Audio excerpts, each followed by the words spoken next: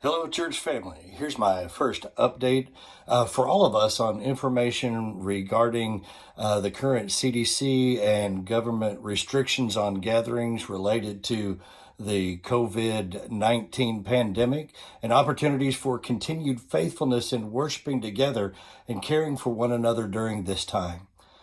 Tonight, I begin with our church's response to the CDC and city, state, and national government's recommendations requiring less than 10 people to gather in any public gatherings. And we will certainly be doing this. That is part of our plan. We believe that it is our opportunity and responsibility, first of all, to be able to respond to those that God has placed in positions of authority for our good in government in that respect, and then also to look out and be a good neighbor and look out for the benefit of those around us as well.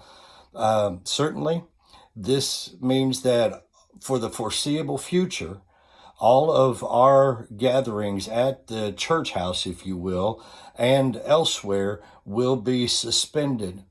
This decision certainly impacts our Sundays and Wednesdays, our community groups. Already this week, our senior singles event has been impacted, and other off-campus activities will certainly be impacted in the days ahead. We're looking at doing this for a time frame of a minimum of 4 weeks for the 4 coming Sundays, which is a major impact we're going to talk about here for just a moment as well. We are looking and thinking about these things, and I'm sure if you've done the math like I would have done the math in thinking through 4 weeks of this, definitely does impact Easter Sunday. This was probably one of the most difficult aspects of looking at our schedule and what we were going to do in putting all of this together. But we definitely, as a staff, are working together on ways to make this coming Easter Sunday as special and Christ-honoring as in previous services we have had together as Clay Como Baptist Church. Let me just, though, share for a brief moment here a couple of important aspects to help us think about continued faithfulness and worshiping together during this time. The first of these is this: we are going to be live streaming our Sunday morning services at the 11 a.m. time on Sunday. During our normal Sunday morning worship time, our staff is going to gather in the auditorium. We're going to put together a live stream via YouTube live stream video.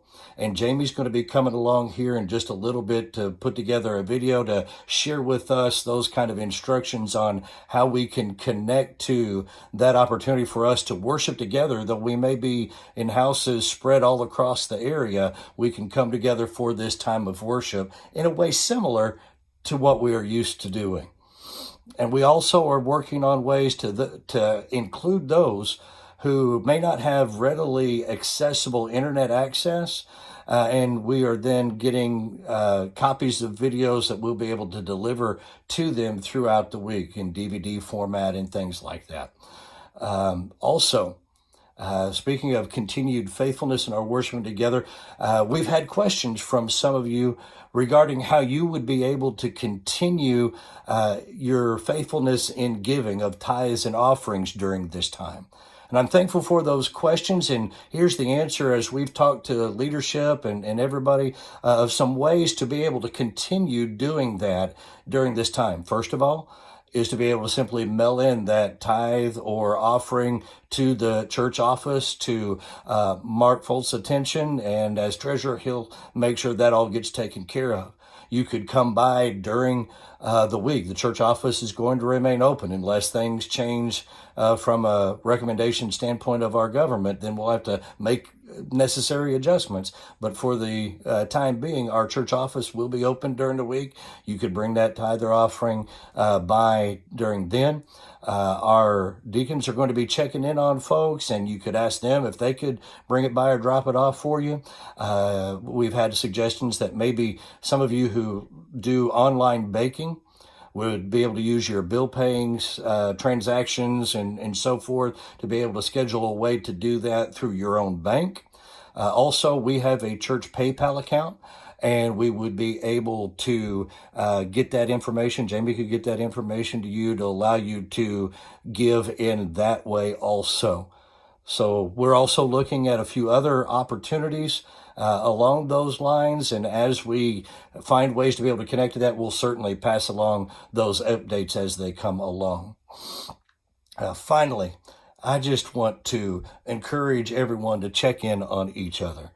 Call that member of the Sunday school class you attend, and maybe call a member of the youth that you know, or call one of our senior adults, or send a text to somebody you're good friends with, and then immediately after that, send a text to somebody you might not know quite as well, just to be able to check in on them. Say, hey, I'm praying for you. Is there anything that I could be praying about? Or just have a conversation during these kind of unique times in this world today.